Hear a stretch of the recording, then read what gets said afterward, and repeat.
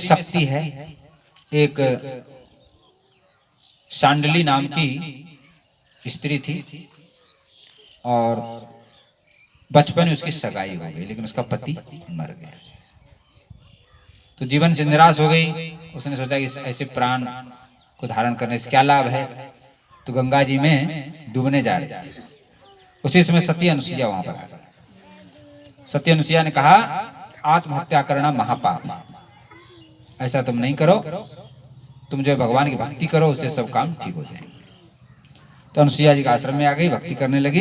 1 वर्ष तक उन्होंने किया भजन। तो बोले, माँ अब तो कुछ होना चाहिए। बोले, ठीक है, भगवान तुम्हारी इच्छा पूरी करेंगे। तुम दक्षिण दिशा में जाओ और जो पहला पुरुष दिखाई दे उसको अपना पति बना लेना। तो दक्षिण दिशा में कहते कोढ़ी मिलेगी। कोढ़ी कोई मिला, लेकिन वो गुरु के वचनों में विश्वास। तो गुरु ने जो कहा है ऐसा मान करके अनुसुईया जी के वचनों में विश्वास किया, उस पर माला डाला। तो कोढ़ी था वो। कोढ़ी होने से बोले कि उनके पाप के कारण कोढ़ रोग होता है। तीर्थ यात्रा कर रहा है। तीर्थ यात्रा करते करते जब उत्तराखंड में पहुंचे तो वहां चढ़ाई रहता है, पहाड़। एक नीचे जो है मृकुंडू ऋषि, मांडव ऋषि तपस्या कर, तो गाड़ी बना रखा था उसने, पति को उस पे ले जाती थी खींच खींच करके। तो गाड़ी पहाड़ पे चढ़ रही तो गाड़ी छूट गया और जाकर जो मांडव ऋषि जो तपस्या कर रहे थे उससे टकरा गया। अब मांडव ऋषि का ध्यान खुल गया, अरे दुष्टा कौन है जो हमारे तपस्या को भंग कर दिया, जाओ मैं श्राप देता हूं कि सूर्योदय होते होते तुम्हारा पति मर जाए। तो सांडली ने कहा कि महात्मा जी देखो, हमने जानबूझ के तो किया नहीं, ये तो अचानक छूट गया और कोई अपराध नहीं है, लेकिन फिर भी आप श्राप दे रहे हैं। लेकिन महात्मा तो गुस्से में थे, बोले नहीं नहीं, तुम दुष्टा हो और एक कोढ़ी है और पवित्र कर दिया। तो सांडली ने कहा कोई बात नहीं, आप यदि नहीं मान रहे हैं तो मेरा भी शक्ति देखो पतिव्रता का, कि सूर्य ही उदय नहीं होगा, न सूर्य उदय होगा ना हमारे पति मरेंगे। तो सूर्य को रोक दिया अपने पतिव्रता की शक्ति से। अब सूर्य भगवान नहीं हो गए तो पूरे संसार में हाहाकार मच गया, सब देवता लोग इकट्ठे हो गए। तो सबने नारद जी बोले एक काम करो, अनुसुईया जी के पास चलो, क्योंकि अनुसुईया उनके गुरु हैं, उनकी बात मानेंगे और किसी बात मानने वाले नहीं है। अनुसुईया जी के पास पहुंच गए। अनुसुईया गई सांडली के पास, बोले बेटी तुम जो है इस तरह जो हट कर रही हो, इससे सारे संसार का विनाश हो जाएगा। यदि सूर्य नहीं उदय होगा तो कुछ भी नहीं होगा संसार में, तो तुम हट को छोड़ दो। सांडली ने कहा माँ मैं हट तो छोड़ दूं, लेकिन हमारे पति का प्राण चला है, हमारे लिए पति सब कुछ, यही हमारा संसार। तो अनुसुईया बोले चिंता मत करो, मैं तुम्हारे पति को दोबारा जीवित कर दूंगा। तो मान करके छोड़ दिया। सूर्य भगवान उदय हुए, जैसे उदय हुए उनके पति मर गए। तो सती अनुसुईया ने उनको दोबारा जीवित कर दिया और सुंदर शरीर बन गया हमारा। जो कोढ़ रोग था समाप्त हो गया और सुंदर गुणवान पुरुष बन गए। ये भक्ति में शक्ति।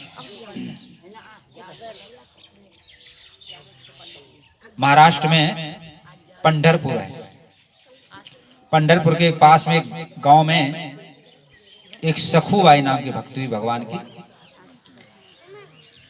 तो सखूबाई भगवान की भक्ति करती थी और वहां पर जो पंढरपुर में पंडरी नाथ हैं, उनको विठल नाथ भी बोलते हैं, वो भगवान द्वारकाधीश है। उनकी भी कथा थोड़ी सी है। एक भक्त पुंडलिक हुए, तो भक्त पुंडलिक स्त्री के बस में थे, जैसे स्त्री कहती वैसे करता। परिणाम ये हुआ, और माता पिता की सेवा नहीं करता तो वो स्त्री जो है लड़ती रहती थी हमेशा। अंत में मैया को घर से बाहर कर दिया, भगा दिया। और जब मैया ने तो अपने पति की भी नहीं हुई, पति को भी भगा दिया उस स्त्री ने। अब घूमते घूमते एक महात्मा का आश्रम पे पहुंचा वो पुंडलिक। तो वहां क्या देखता है, 3 देवियां झाड़ू लगा रही। तो देवियां से पूछा आप लोग कौन है? बोले मैं गंगा जमुना सरस्वती हूँ। बोले यहाँ क्या करती हैं? बोले मैं यहाँ झाड़ू लगाती हूँ। क्यों? बोले ये जो महात्मा जी हैं ये अपनी माता पिता की सेवा करते हैं, तो माता पिता की सेवा के प्रभाव से हम लोग यहाँ पे झाड़ू लगाते हैं, उनकी भक्ति के प्रभाव से। तो उन्होंने महात्मा जी के दर्शन किया और उन्होंने भी संकल्प किया, पुंडलिक ने कहा हम भी माता पिता की सेवा, तो खोज के लाए अपने माता पिता और एक झोपड़ी बना के उसी में माता पिता की सेवा दिन रात करने लगे। बहुत दिनों तक सेवा की, रात दिन एक करके। तो भगवान प्रकट हो गए।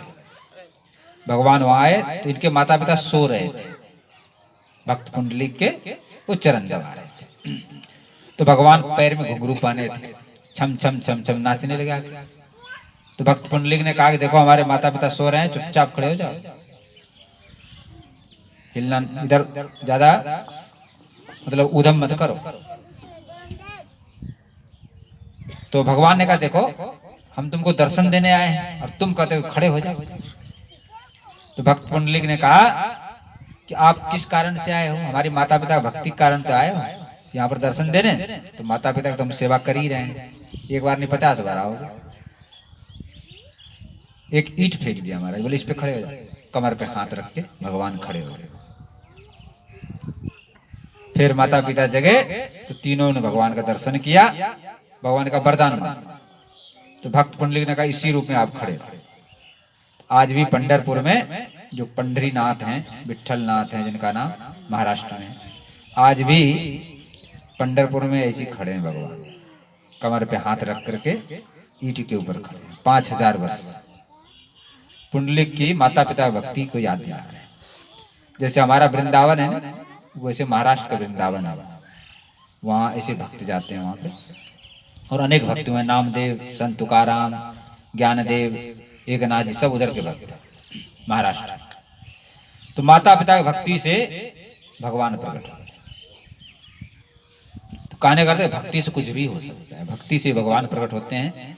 चाहे माता पिता की भक्ति करें, कहीं भी कर लें, जहाँ आपका भाव होगा वहीं भगवान प्रकट हो जाते। गुरु में भक्ति करें, पति में भक्ति करें।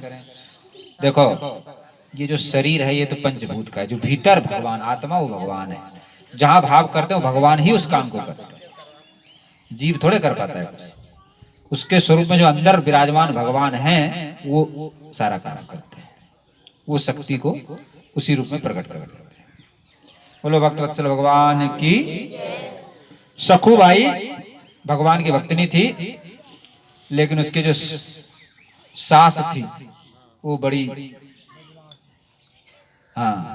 परेशान करती थी इनको बेमतलब। और उसका जो पति था वो भी सास के उसमें रहता था, अपने माँ के उसमें।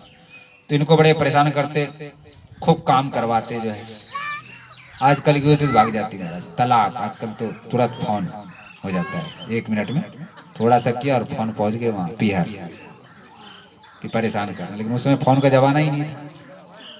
मान ले लड़ाई झगड़ा हो भी जाता तो 2-4 दिन में शांत हो जाता था, अब तो तत्काल हो जाता है। कोई बात हुई और फोन से वहां समाचार पहुंच गए। अब जाए कहाँ बेचारी, वहीं रहना है। पहले तो ये नहीं था कि चले जाए छोड़ के, ऐसा नहीं था पहले, तो वहीं रहना है। और किससे कहें, कोई सुनने वाला तो था नहीं। पति भी वैसे ही और सास भी वैसे, दोनों एक रास्ता। तो किससे कहें, किससे सुने, कह भी नहीं सकते किसी से। तो खूब तो काम लेती, बर्तन पड़े हैं मांज दिया और लाके पटक दिया, वस्त्र कपड़ा धोया और लाके पटक दिया। पानी ले आई, पता नहीं उसका कैसा था, बैर था क्या था, भगवान ने स्वभाव ही भगवान ने ऐसा बना दिया था। पानी लेकर आई उसको फैला दिया, दोबारा मतलब बेमतलब परेशान कर, ये उसका स्वभाव था। और खूब अपने लिए तो खूब बढ़िया बढ़िया व्यंजन बनवाते, उसको जूठा काटा बासी खुशा दे देते, ऐसी परेशान करती थी। लेकिन इस किससे कहें, किससे सुने, तो भगवान के सामने बेचारी जाके रोती, भगवान को सुना।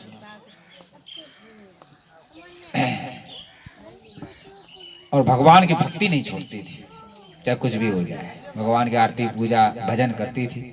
तो सास ने सोचा जड़ यही है, ये विठल भगवान जो है यही जड़ है इसका, इसी को हटाओ यहाँ से।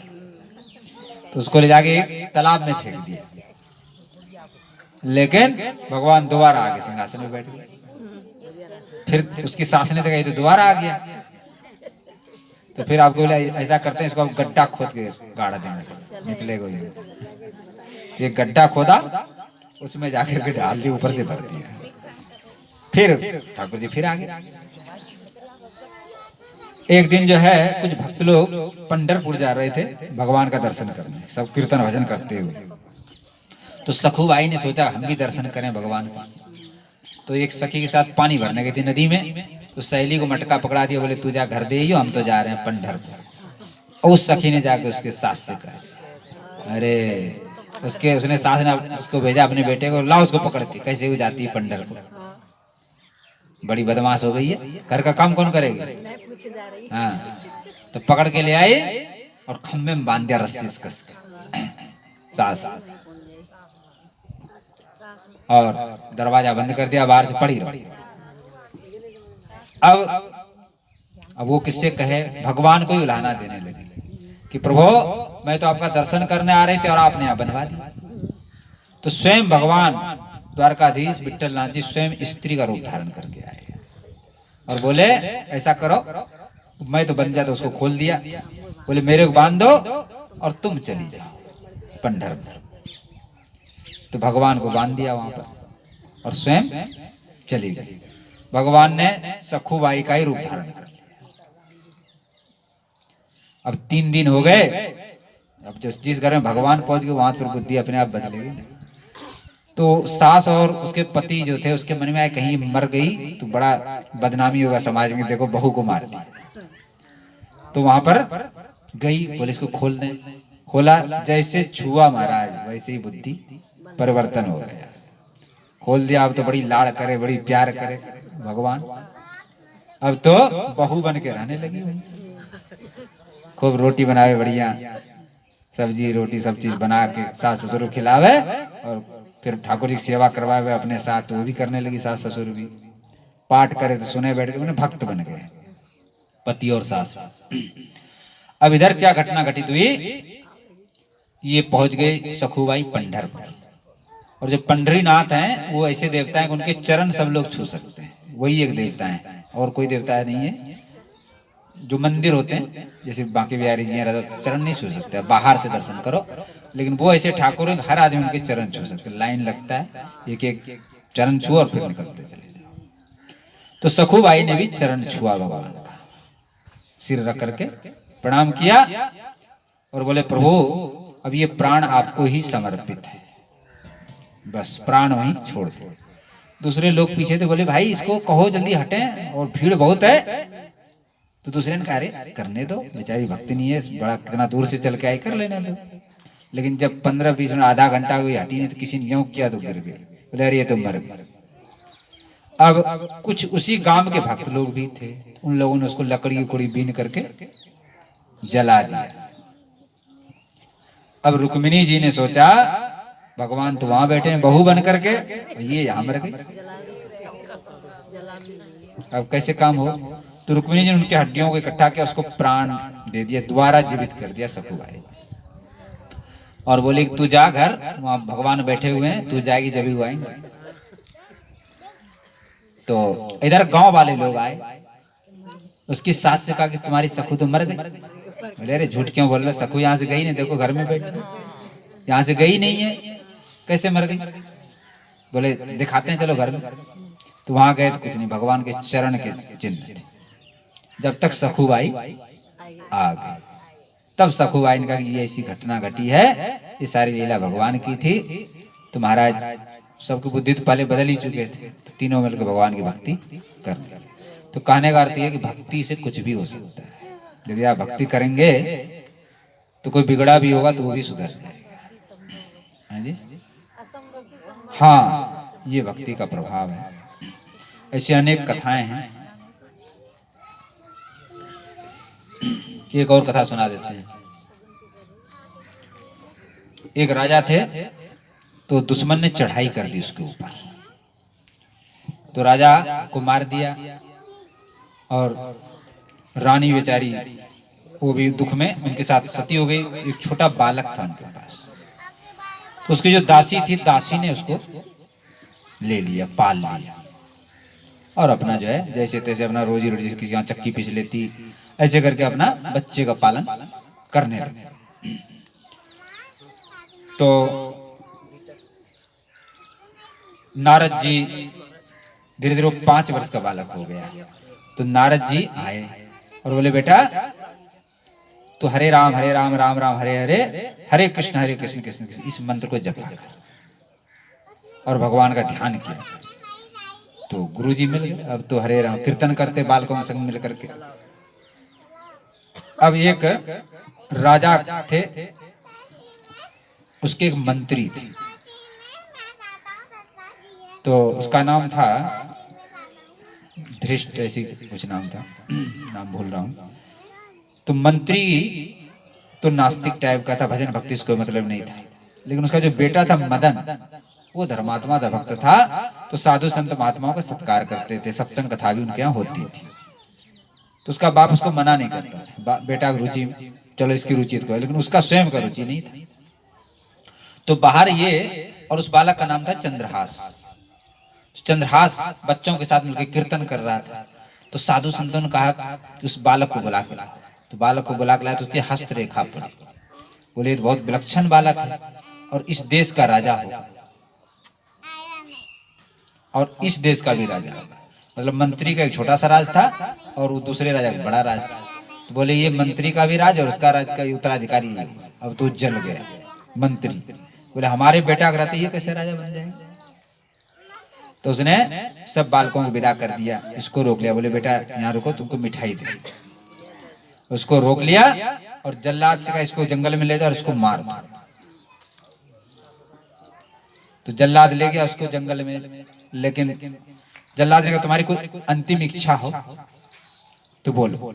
तो नारद जी उनको एक सालग्राम जी दे गए थे। बोले मैं इसकी पूजा कर लूं, उसके बाद तुमको जो इच्छा करें। तो पूजा करने लगे भगवान के और करुण स्वर से भगवान को पुकारने लगे। तो जिसको भगवान रक्षा करते उसको कौन मार सकता है। तो जल्लाद का हृदय बदल गया। बोले क्यों इस बच्चे को मारे।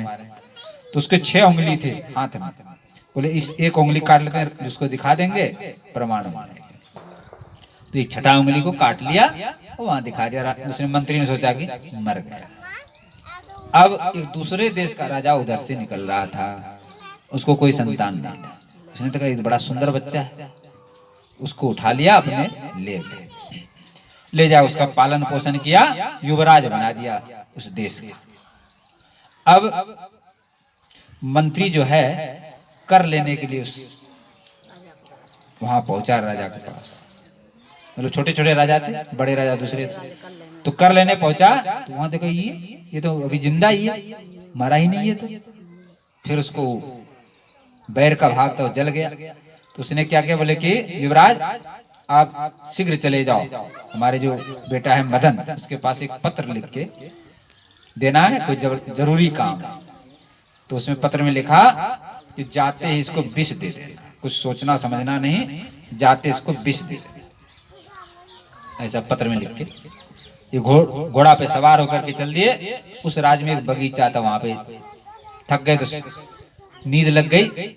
उसी समय मंत्री की लड़की, उसका नाम था बिसिया, वो राजा की जो राजकुमारी थी उसके साथ घूमने आई थी उस बगीचा में। और सब तो दूसरे जगह गई, वो संजोग से जहां पर वो सो रहे थे उधर चली गई। उसने देखा बड़ा सुंदर राजकुमार है ये, तो मोहित हो गए उस पर। लेकिन वो पत्र भी देखा, ये पत्र भी हाथ में रखा हुआ, तो धीरे से खींच लिया और उसको पढ़ा। किसको जाते बिना सोचे बेचारे जाते ही विष दे। तो उसने सोचा ये पिताजी कहीं गलत फहमी पड़ गए, लिखना चाहिए बिसिया दे देना, लेकिन उन्होंने विष लिखा है, ये तो अनर्थ हो जाता यदि हम नहीं देखते। तो उसने उसको अपने काजल के एक ले लिया, काजल जिसमें या कर दिया, बिसिया, बिसिया दे देना, और करके मोड़ के उसके हाथ में रख दिया। अब वो जगह और वो मदन के पास पहुंचा। मदन ने खोल के देखा कि बिना विचारे सोचे समझे तत्काल जाते ही बिसिया दे दे। अब तो महाराज तत्काल उसका विवाह करा दिया जो है। हाँ, अब इधर जो है राजा ने देखा बहुत सुंदर राजकुमार है, उनका प्रसिद्धि बहुत हो गया था। तो राजा ने कहा हम अपनी भी राजकुमारी की विवाह इसी के साथ करें, जो बड़े राजा थे। उसने भी कर दिया विवाह, लोग करने की तैयारी कर दी। अब मंत्री ने सोचा ये तो फिर भी बच गया, फिर दूसरा प्लान बनाया उसने। बोले एक काम करो, हमारी बेटी के साथ विवाद हो गया तुम्हारा, तो देवी का पूजन करना होता है, तो तुम देवी का पूजन करने जाओ। और वहां एक जल्लाद खड़ा कर दिया, बोले कोई जा उसको मार दे। इधर वो देवी का पूजन करने चला। इसी समय राजा ने ऑर्डर दिया मदन को कि तत्काल राजकुमार को भेजो चंद्रहास को, मैं इसी समय अपनी बेटी को विवाह उसके साथ करवाऊं। अब इधर मदन मिल गए रास्ते में चंद्रहास को, तो मदन ने कहा आप तो चले जाओ वहां राजा के यहाँ, और मैं जाता हूँ देवी पूजन कर। अब ये मदन तो गए मंदिर में, और जल्लाद ने कुछ नहीं देखा, उसको तो ऑर्डर था कि कोई भी आवे बेटा कर। जब मंत्री को पता चला हमारा बेटा ही मर गया, तो वो भी दौड़ के गया, उसने भी तलवार लिया, अपने मर गए। जब दोनों को इधर मंत्री को दौड़ते देखा, तो चंद्रहास ने सोचा कोई ना कोई बात है, वो भी भागा पीछे, देखा दोनों मरे पड़े, तो उसने भी तलवार उठाई। बोले आज हमारे कारण से कहता है तो मैं भी मर जाऊंगा। तत्काल देवी प्रकट, हाथ पकड़ लिया, बोले वरदान मांगो। बोले कि दोनों जीवित हो जाएं और इनकी बुद्धि शुद्ध हो जाए। तो दोनों जीवित हो गए और महाराज बुद्धि उनकी शुद्ध। तो कहने का अर्थ ये है कि भगवान की भक्ति में ये प्रसंग ये है कि भगवान की भक्ति में शक्ति है, कुछ भी हो सकता है, असंभव संभव हो जाता है। पंगु चढ़े गिरवर्धन, लंगड़ा भी पहाड़ पे चढ़ जाता है, गूंगा भी बोलने लगता है, बहरा सुनने लगता है, अंधे को देखने लगता है। तो भगवान की भक्ति में बड़ी शक्ति है हमारे, जितना बताएं उतना ही कम है। आप लोग जो है भगवान की भक्ति करें, यही आप लोगों से निवेदन है जो। और भक्ति क्या है? भगवान का नाम लेना ही भक्ति है। देखो भक्ति किसको कहते हैं?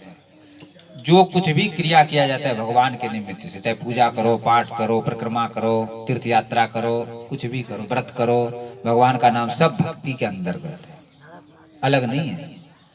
मतलब कोई भी धर्म कर्म दान पुण्य जो भी आप कर रहे हैं वो भक्ति के अंतर्गत ही माना जाता है।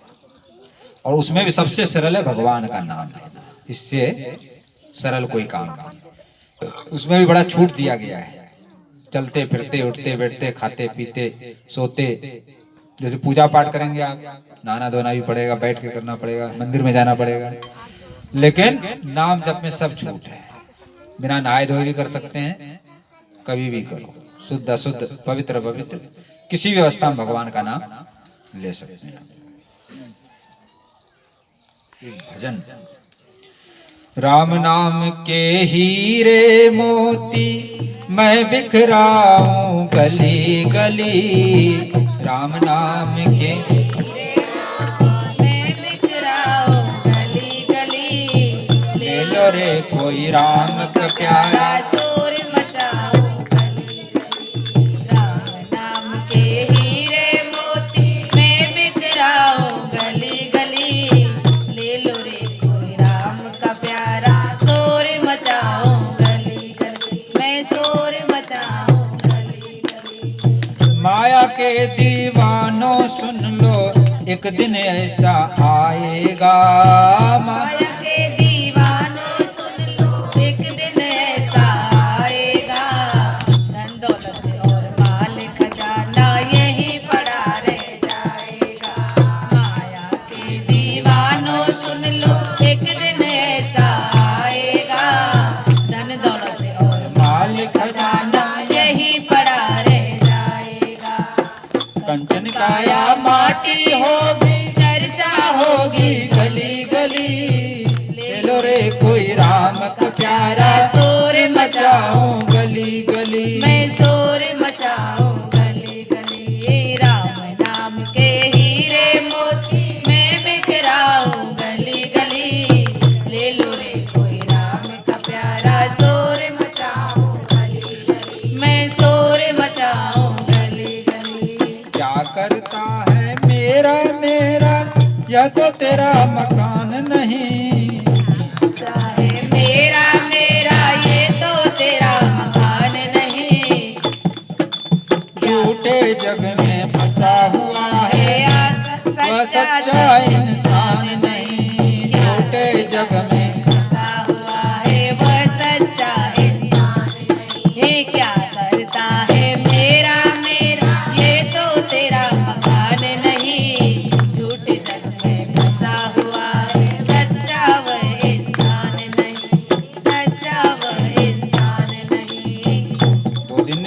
जग में मेला अंत में होगा चला चली, ले लो रे कोई राम का प्यारा शोर मचाऊं गली गली। दूर का है जग में मेला अंत में होगी चला चली, ले लो रे कोई राम का प्यारा शोर मचाऊं गली गली, मैं शोर मचाऊं गली गली। राम नाम के हीरे मोती मैं बिखराऊं गली गली, ले लो रे कोई राम का प्यारा शोर मचाऊं गली गली, मैं शोर मचाऊं गली गली। बोलो भक्तवत्सल भगवान।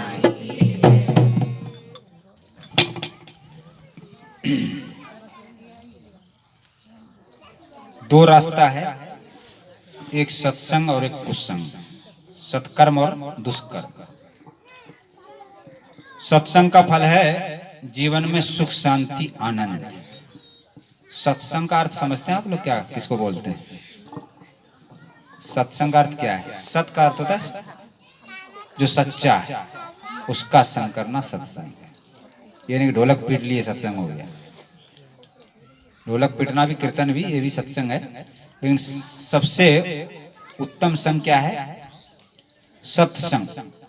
हम लोग ये सामान्य भाषा में समझते हैं, जैसे गा लेते हैं, बैठ लेते हैं, गा लेते हैं भजन वजन, तो बोले सत्संग हो गया। ABCD है चढ़ने का, पहला क्लास, प्रथम क्लास है। लेकिन वास्तविक सत्संग क्या है? जीवन में उत्तम आचरणों को लाना, इसका नाम है सत्संग। अच्छे मार्ग पे चलना, इसका नाम है सत्संग। गलत कामों को छोड़ना, अच्छे कामों को जीवन में अपनाना, इसका नाम है सत्संग। तो कैसे मिलेगा ये? शास्त्रों को पढ़ने से, जैसे रामायण है, भागवत है, गीता है, इनको पढ़ने से, अथवा कोई संत महात्मा है उनके पास जाके हरि चर्चा करने से सत्संग होता है।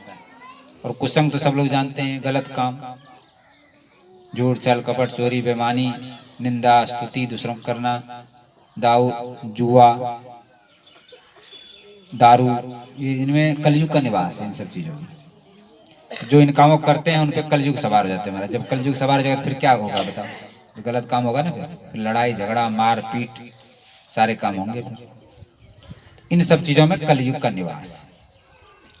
यदि आप लोग चाहते हैं कि घर में सुख शांति आनंद मिले, तो ये कलयुग के कामों को बंद करके और अच्छे कामों को करोगे तो आपका जीवन सुखी हो जाएगा।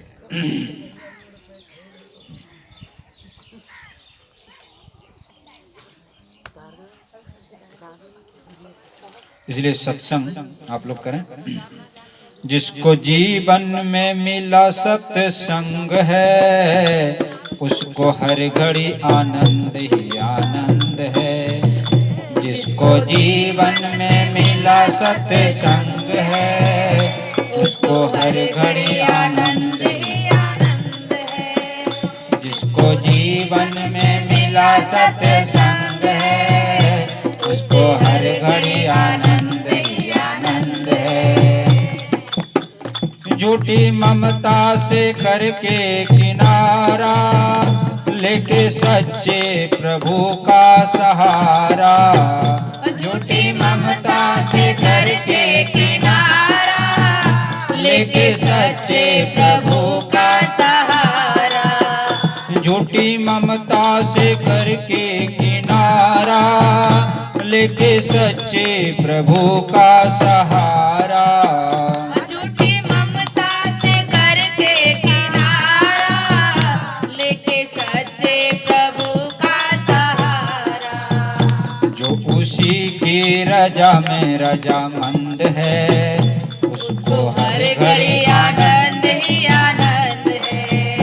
जो उसी की रजा में रजामंद है, उसको हर घड़ी आनंद ही आनंद है। जिसको जीवन में मिला सत्संग है, उसको हर घड़ी आनंद ही आनंद है। निंदा चुगली न जिसको सुहाए, बुरी संगत की रंगत न भाए। निंदा चुगली न जिसको सुहाए, बुरी संगत की रंगत न भाए। चुगली न जिसको सुहाए, बुरी संगत की रंगत न भाए। निंदा चुगली न जिसको सुहाए, बुरी संगत की रंगत न भाए। जिसको सत्संग हरदम पसंद है, उसको हर घड़ी आनंद ही आनंद है। जिसको सत्संग हर घड़ी पसंद है, उसको हर घड़ी आनंद ही आनंद है। जिसको जीवन में मिला सत्संग है, उसको हर घड़ी आनंद ही आनंद है। संत ऋषियों की वाणी वो माने, प्रेम भक्ति की महिमा को जाने। संत ऋषियों की वाणी को माने, प्रेम भक्ति की महिमा को माने। संत ऋषियों की वाणी वो माने, प्रेम भक्ति की महिमा को जाने। जिसके हृदय में बाल मुकुंद है, उसको हर घड़ी आनंद ही आनंद है। जिसके हृदय में बाल मुकुंद है, उसको हर घड़ी आनंद ही आनंद है। जिसको जीवन में मिला सत्संग है, उसको हर घड़ी आनंद ही आनंद है। बोलो भक्तवत्सल भगवान की। एक जो वैश्या थी, जीवन भर अपना शरीर बेच करके पैसा कमाती, खूब धन हो गया महाराज, बुढ़ापा आ गया, बुढ़ापा में सब दांत उत पिचक गए, कुरूप हो गया चेहरा। अब कोई पुरुष नहीं आवे उसके पास, अकेले फिर मरने लगे। और वैश्या लोग घर बाहर होता है, गांव से बाहर, पहले जमाने में तो कोई उसके पास जाए नहीं। मन कैसे लगाए? एक महाराज तोता ले आए, तोता को पिंजड़ा में रखा, उसको बढ़िया बढ़िया खिलाते, और तोता बोल, तोता सीताराम राधे श्याम, सीताराम राधे श्याम, तोता को रटाते थे। इस तरह से तोता को रटा रहे थे। उसी समय काल देवता आ गए, मृत्यु देवता आ गए, जमदूत आ गए। 3 जमदूत आते हैं महाराज, काले भयंकर चेहरे वाले होते हैं, और रस्सी लाते हैं, यम पास बोलते हैं उसको आत्मा को खींच लेते हैं। आत्मा खींचने लगे, उसी समय भगवान के भी दूत आ गए। बोले यमदूतों इसको छोड़ दो। यमदूतों का क्यों छोड़े? इसने जीवन भर पाप किया, इसको तो यमपुरी ले जाएंगे, घोर नरकों में डालेंगे। भगवान के दूतों का जो अंत समय भगवान का नाम लेता है, वो भगवान के धाम में जाता है। यमदूतों का ऐसा नहीं होगा। हमारे भी मालिक हैं यमराज, तो दोनों में घमासान युद्ध है, यमदूतों में और भगवान विष्णु के दूतों में। अंत में यमदूत लोग भाग गए, और उस गणिका सुआ पढ़ावत गणिका तर, सुगा को तोता को पढ़ाते हुए गणिका तर गई। तो वही गणिका वैश्या जो है भगवान के धाम में चली गई। इधर यमदूत लोग पहुंच गए यमराज के पास, झोला झंडा पटक दिया। बोले महाराज नौकरी नहीं करनी हमें, हम तो मार खा के आ गए, आपका तो कुछ चलता ही नहीं। बोले बात क्या हुआ? बोले ऐसी ऐसी बात हुई। बोले आज से कान खोल करके सुन लो, जिस घर में भगवान का कथा हो रही हो, कीर्तन होता हो, रामायण भागवत पाठ होता हो, उस घर में भूल के भी नहीं जाना। वो जीव हमारे धाम में आता है। तो आप लोग सोच लो कि आपको नरक जाना है कि भगवान के धाम में जाना, अपने आप फैसला करो, उसी के हिसाब से फिर अपना काम करो। तो भगवान की भक्ति से जीव को सदगति की प्राप्ति होती है, और इस लोक में भी सुख शांति आनंद मिलता है, और परलोक भी बन जाता है। तो इसलिए सब तरह से आनंद, हर घड़ी आनंद ही आनंद है। बोलो भक्तवत्सल भगवान की।